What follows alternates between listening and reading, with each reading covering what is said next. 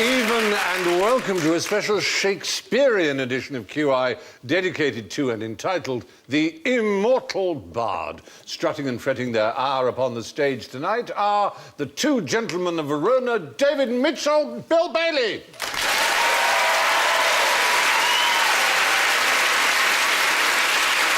The merry wife of Windsor, Sue Perkins.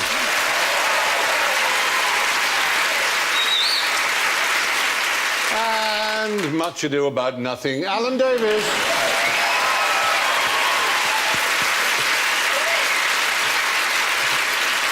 So, let the trumpet sound. David goes.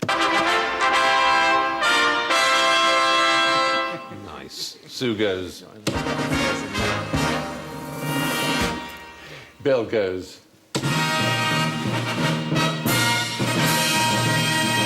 And Alan goes.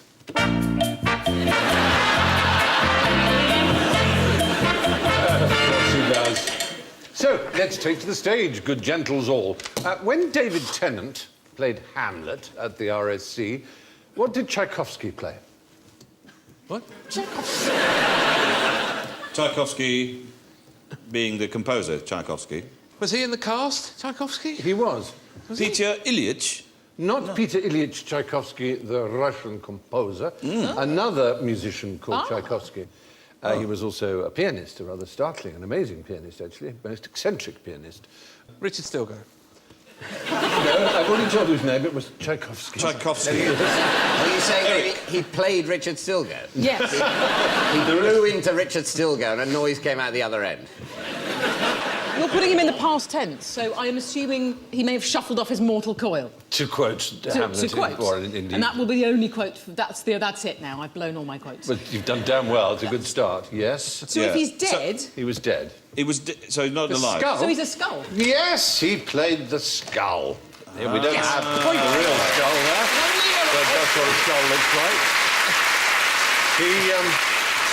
He was a very passionate Shakespearean. That is the real thing there, was Tchaikovsky, and he bequeathed it to the Royal Shakespeare Company, asking that it be used in productions of Hamlet for the part of... Do you remember the character? The skull it is that Hamlet... Is it Yorick? Yorick, Yes. exactly. Yorick, Yorick. Poor Alas, poor Yorick. I knew him, Horatio, fellow of infinite Yes, jest. well, they went, alas, Paul, wait a minute, this is Tchaikovsky, isn't it? He can play a tune on his teeth. There was quite a bit of trouble. There were health and safety issues. There had to be a Really? human tissue license had to be ordered in order for him to appear on stage. Did they cut his head off? I mean, presumably, so he's gone, when I die, I'd like my skull to be used by the RSC. But someone's got to saw it Yes, off and then rot yeah. it down a bit. The funeral directors were rather loath to do this. They thought it might be illegal, but they had to get clearance. And David Tennant every day held it in his hand. Tchaikovsky would have been very pleased. That's what he wanted, after all. Yeah. There he is looking at Look it. at that. Yeah. A tramp yesterday. You hope they've had to dirty it up again. Oh, they very much, yes. So that's not just a bit of the guy that's still clean. There's a little face still on there he's got to wash off. It's a long time since I've seen Hamlet, but because it's such a well-known bit, Yeah. you don't really question what happens in it. And it's an odd thing to do, to pick up a bloke's skull from a graveyard. But someone he knew, and then to sort of go, alas, you know, I knew him well. You, rather than going, I feel a bit weird having picked up his skull, because I knew him. That's sort of what he's saying. He's saying, you know, it's ridiculous. I knew this man. I would sit on his lap when I was a boy, and he's just, we're wont to set the table on a raw. And he looks at him and says, so where are your jokes now? Yeah. You know, Not so funny now. It is one of the great contemplations of death and mortality. And it must be even weirder when you're doing it to a real person like that. David Tennant presumably knew the story that he was doing it to this chap who wanted it to be a symbol of death. It's going to be like I'm a Celebrity, isn't it? Agents are going to put their acts down to have their skulls used in that. Yeah, oh yeah, no, I'll get you your skull. You'll be in Shakespeare one day. It'd be awful, wouldn't it, though, if for your whole life you'd wanted to be an actor and it hadn't really worked out, and so you bequeathed your skull and it was used in a major production of Hamlet, and then all the reviewers said, I don't know, Yorick felt a bit stilted. Really ruined that scene. Now, Leonard Bernstein wrote a musical based on Romeo and Juliet and set it in New York. What was it originally called? Was it West Side Story? became West Side Story, but it was originally called... East Side Story. Yes!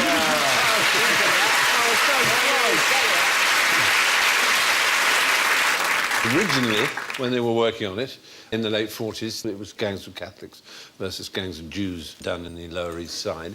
And then 5 years later, as they were working on it, they decided they wanted Puerto Ricans against white gangs, and that was the Catholics Lower would be West awful. Side. I mean, they just have to tap someone and they just... I wish I hadn't done that. I have to tell you, I feel awful now.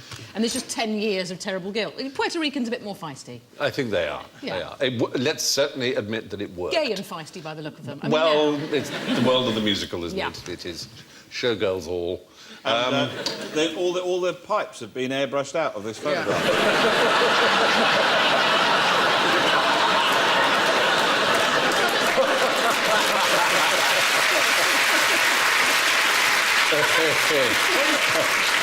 Oh, heavens above. Now, of course, West Side Story may be the best, and certainly probably the best-known musical based on a Shakespearean fable, but do you know of any others?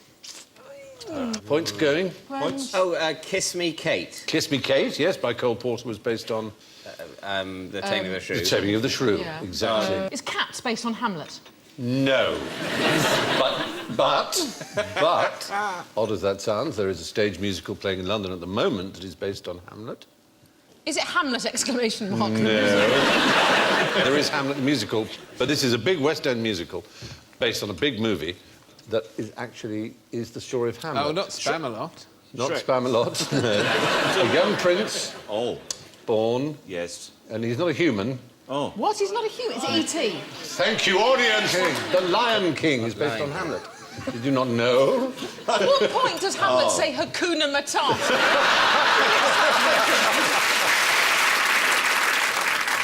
What about The Tempest? What were they made of there? Wicked. The Perfect Storm. It's basically... Speed 2. Harold and Kumar get the munchies. Well, no, there's Prospero's Books. Oh, yes. There's one, but there's another 50s rather classic sci-fi movie. Oh, The audience are really joining Rip in one now. out. Planet. Yes, with monsters Working from title, the- Rip One Out. There was one based on the Comedy of Errors, a musical. What happens in the Comedy of Errors? Yeah, Lots of... there are two sets of identical twins. Oh, God, which is- one of them's shipwrecked. Who's a girl? Who's a boy? I'm married. twins. Everyone's dead. The Boys from Syracuse is the name of the musical. Oh, OK. Terminator 2. No. Shylock is sent back from the future to... Oh, I've got my chain stuck in my ruff.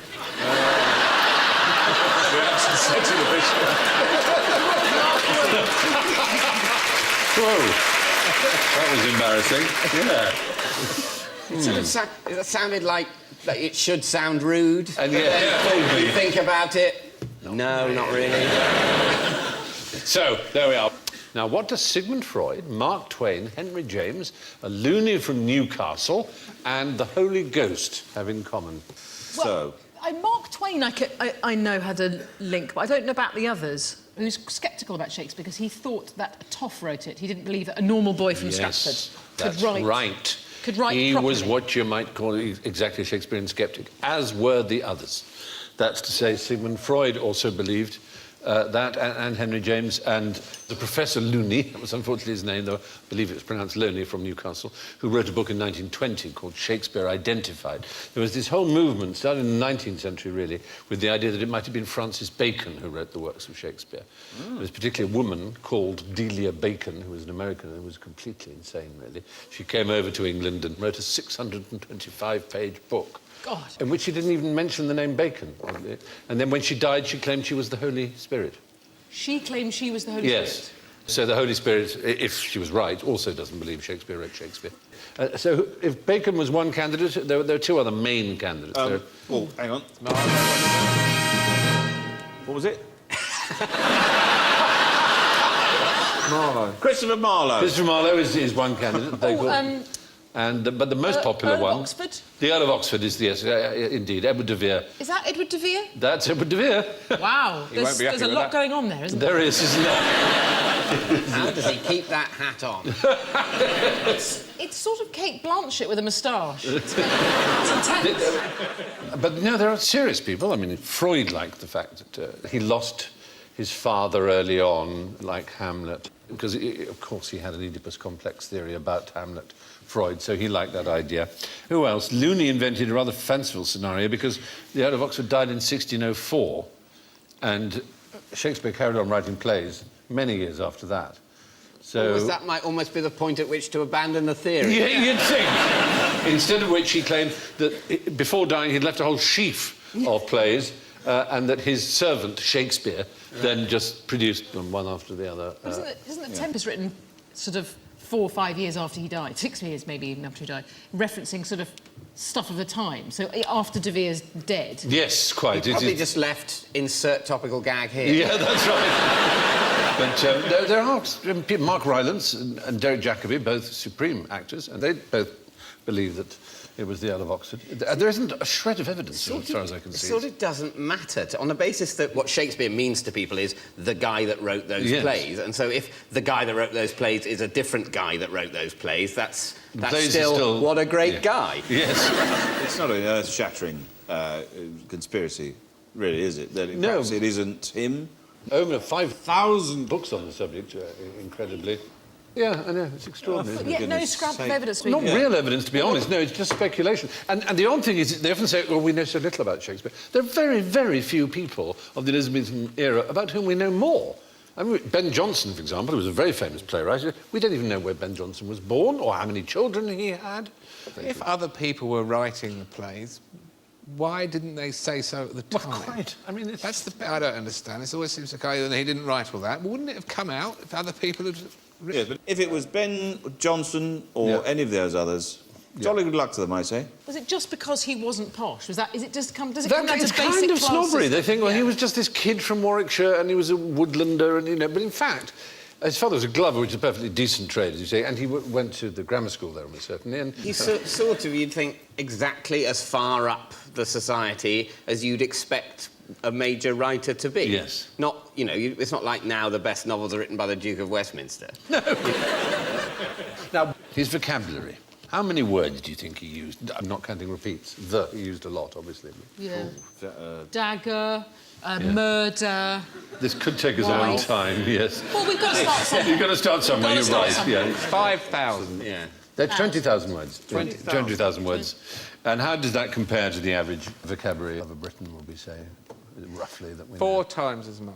No, half as much. Half. Half as much. Less. Surprisingly, yes. I mean, we're not saying that Shakespeare used every word he knew in his books. I'm sure he left lots out. I don't remember the word He clitoris. didn't use in any hard of drive. I think it's in the second folio. It might be. So it's about half that of the average modern English person's vocabulary, because obviously he didn't have certain words to call on, like, texting or vajazzle or whatever. But on the other hand, he did have, guerdon and bodkin and fardel, which we don't use so much. Yoghurt, Yoghurt. I don't suppose Shakespeare knew what yoghurt was. Broadband. Broadband. Exactly. There are a lot of words. In The Sun, David Crystal, who's a well-known linguistic fellow, and he estimates that there would be about 6,000 words in any complete issue of The Sun, whereas the King James Bible has just 8,000. So this idea that we're all dumbed down to a lower vocabulary is not necessarily true. Anyway, moving on.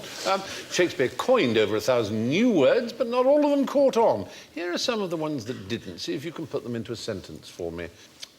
Swaltery, quatch. Quatch. I've got a sweltering quatch at the moment. Already we're there, aren't we?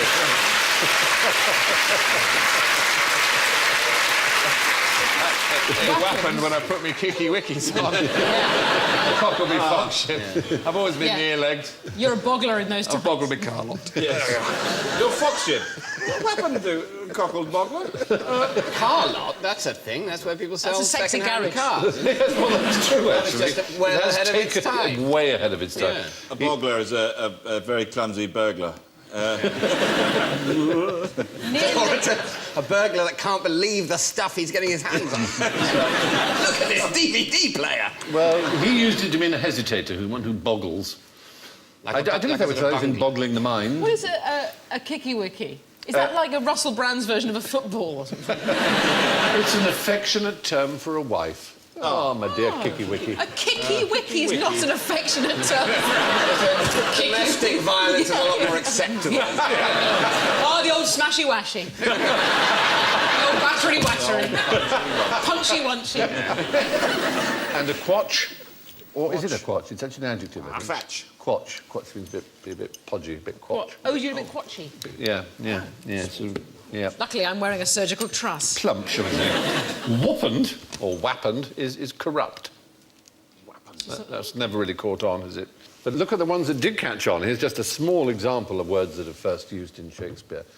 Accessible, acutely assembled, barefaced, beguiling, critic, even-handed, eyeball, Frenchwoman, hunchbacked, neglected, overpower, promising, radiance, revealing, rose-cheeked, school-day synonymous, three-legged. A French woman is a bit of a stretch. French woman. He invented it. He invented taking the space out. Yes, you may have done. Even-handed, bewitchment. This is my assembled. wife. She is a thingamajig. I don't know. What can I call her? Oh, French woman. French woman. Of course, you can't be absolutely certain he invented all these because they may have been in use before, but he is often the first printed source we have for them. He presumably had to have a pretty good idea that people would understand what he was going on about. Yes, exactly. Oh, I've done it again. Oh, no. This bit of rough is not behaving. I've said that before. Oh, dear, oh, dear. So there we are. Call me a sweltery boggler if you like, but answer me this. How did Shakespeare's Bottom get to Norwich? Are there relics, bits of him? Well, he had a famous comedian who played Bottom and Falstaff. Who did? Shakespeare, Oh. and he created them for him. He was well known. He was considered the funniest man in England.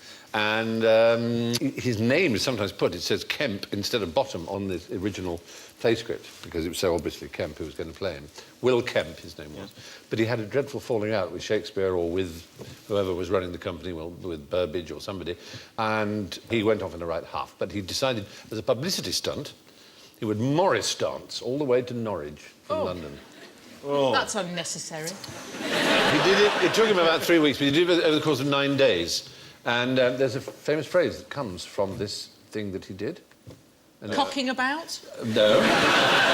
Making he a wrote a right book, tit of yourself? Kemp's 9 Days Wonder. It was a 9 days wonder. That's where the phrase a 9 days wonder comes from. And he just did it to draw up publicity to himself and say, I may have left Shakespeare Company, but I'm the man, and they're going to go down now. And unfortunately, quite the reverse happened. He went off to Italy and died in penury. His gravestone just says, Kemp, a man. And after he left, the first play Shakespeare wrote was Henry V, in which Falstaff dies off stage. So Kemp was kind of got rid of that way. And a new man called Armin came in and played the comedians. But while we're on the subject of Will Kemp there and his Morris dancing, let me ask this. What do you call a group of Morris dancers? An arse. Swarm. Swarm. An embarrassment. Plague. A bell Lonnie. end. A bell end. Honestly, poor old Britain. We've got one folk tradition in England, I sort of think and they all might we be do doing is laugh at But it. it's absolutely true. People, it really generates hostility. Morris dancing, and people I get think so mean about it. we think they're up to I think something. it's charming. Yeah, because they've got a this- perv of Morris dancing. I think it's very valuable that we can point to that and say, see, it's a free country. We're not doing that in Really, Afghanistan. Yeah, really. If we were going to ban anything, It would we'd be. ban that. You know what's going to happen? You see, if this scene now of all us dressed like this and this photograph here behind us like that is we're going to end up as like an "and finally" section on foreign news programmes. Finalement, les Anglais. It's known as a side, anyway. side. A side, a group of Morris men. No one quite knows where Morris dancing comes from. We think it's from Morisco, as in Moorish, maybe a way to celebrate the expulsion of the Moors from Spain, various dances, and it's spread into England that way, but certainly not pagan and mystical and anything like that. It's pretty recent, 14th century is the earliest you can go back to it. There are 150 sides now registered in the USA. So American Morris dancing is taking off in a big way. They'll be That's armed 3 then, per won't they? state on average. I've joined a bell end. This is what they do in old England. Merry England. There's an Arctic Morris group based in Helsinki. But now, time to visit that undiscovered country from whose bourne no idiot returns as we ring down the curtain on general ignorance. Sound drums and trumpets, farewell, sour annoy, for here I hope begins our lasting joy. Fingers on buzzers, in other words. What best describes, in one word, Richard III's appearance? Hunchback. There's no evidence at all that Richard III had a hunched back.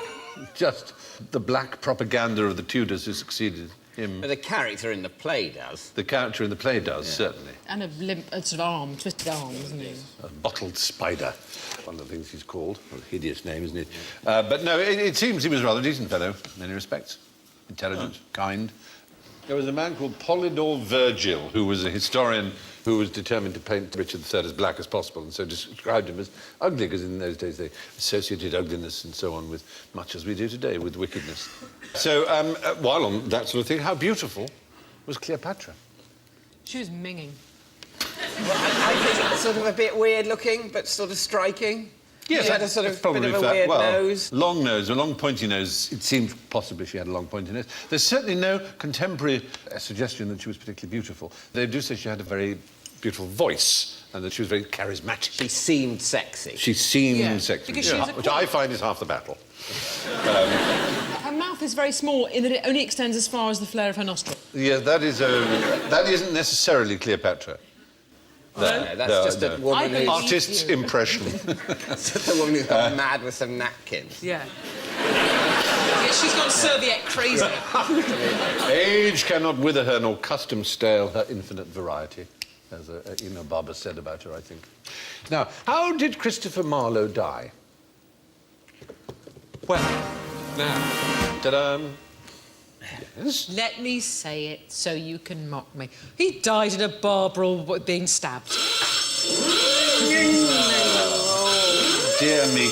No, well, he was stabbed, I'll give you that, but not in a tavern brawl. It was thought for many years it was a tavern brawl, but it wasn't until 1925 that the documents came to light in the Public Record Office that showed he was, in fact, killed at the house of a Mrs. Eleanor Bull by a man called Ingram Fraser, with whom he spent the whole day, and they had an argument over the bill. An argument over a bill. He stabbed him. That's a bit harsh. So I only had a mineral water. Yeah. Yes, exactly. So it wasn't a tavern? No. What was it the bill for, then? Was it a restaurant? It was a pop-up restaurant. They didn't call it a tavern. It was actually rather a smart restaurant, but it went downhill after that. It might have been a prostitute. Right. Might have been a brothel. Oh, so it could have been a brothel bill. I didn't have that. No. Yeah. No, I didn't have To be honest, the service charge in this case is redundant. I had one of them, two of them. I asked for And I that, shared but it never happened. I always did it. But It was off. Yeah. If we all chip in, we can afford that. Why don't we just get one big one and all have a bit? Oh, I don't know. Oh, no, dear me. Anyway. Yeah, it's unlikely he'd been a brothel, because he did say that he didn't trust anyone who didn't love tobacco or boys. Oh, well. Anyway, what made Lord Byron limp? That's a follow-on question. Item 4 on the brothel bill. 8 hours of Morris dancing. He had, from birth, a pronounced limp. L-I-M-P, pronounced limp. So did he have a... They're not quite sure whether or not he had a club foot. We know that, in fact, he didn't have a clubfoot. It's often said that he did, because that's the sort of one that people have heard of. He had a sort of withered leg, and you can tell from his boots. He was very athletic, and he hated this limp. but he swam the Hellespont and he boxed, and he was very worried about his weight. He became possibly an early male anorexic, it seems. And he liked to spend money, did old Byron. He ordered batches of 24 at a time of white linen trousers, which he only wore once. He also ordered silk handkerchiefs in batches of 100. Each one was 9 guineas, which was an average man's pay for the year. So what was he? Was he coining it in with the writing? He inherited at an early age the title and Newstead Abbey, which he spent very, very fast. But he was, in fact, incredibly highly paid, yes. For every canto of Don Juan, his last great masterpiece, I think there was thousands he got for each canto. So he would write a canto, he was have a hanky score, yes. or write another canto. He was hugely successful, yeah. And White linen trousers. yes. This sounds like something out of Miami Vice. doesn't it? He had to leave England because there was a scandal about him possibly having had sex with A young... goat. a quite story at Cambridge. He kept a bear at Cambridge in his rooms, a bear. And the Master of Trinity said, the rules are absolutely clear, Lord Byron. There's no domestic animals. He said, I assure you, Master, he's not domestic, he's entirely wild. So he was allowed to keep the bear. But there was a rumour that he had shagged his sister, and so that's what forced him to you're going leave. to say the bear? No, the bear. As far as I know, the bear. Is that more horrific than shagging your sister? It's just different, really. Yeah. It is. It is different. It's probably braver.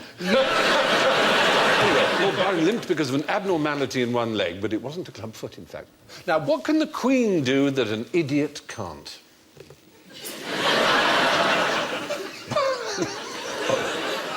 By the looks of it, kill people with their own eyes. Doesn't look in the best mood there, I agree. One tires of Morris dancing. This is something she's allowed to do, but doesn't. But an idiot is not allowed to do. Drive, vote. Vote is the right answer. Most people think the Queen can't vote. She has every right to vote as any citizen. She's never exercised that, as far as we know. But idiots are not allowed to vote. And lunatics may only vote during their lucid periods. So Test them on the way into the food. So it's a surprise that most people think that the royals can't vote. They can, they just choose not to. But alas, alack, and well away, our revels now are ended. These are actors, as I foretold you, were all spirits and are melted into air, into thin air, and we must consult the scores. Well, my gracious heavens. I'm afraid rather down the bottom of the list with -14, Bill Bailey.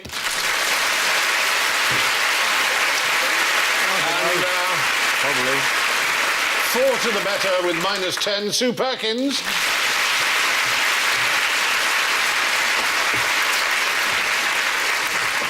Second witch with a very creditable +3, Alan Davis.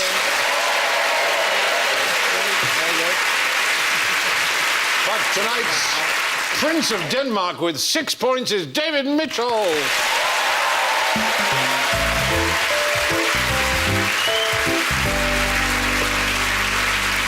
Well, it only remains for me to thank our dramatist personae, Sue, David, Bill and Alan, and to leave you with this perceptive thought from Robert Wilensky. We've heard that 1,000,000 monkeys at 1,000,000 keyboards could produce the complete works of Shakespeare, but now, thanks to the internet, we know that this is not true. Good night.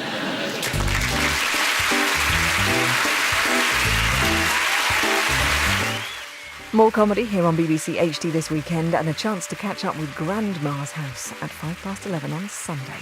Next tonight, it's Shooting Stars.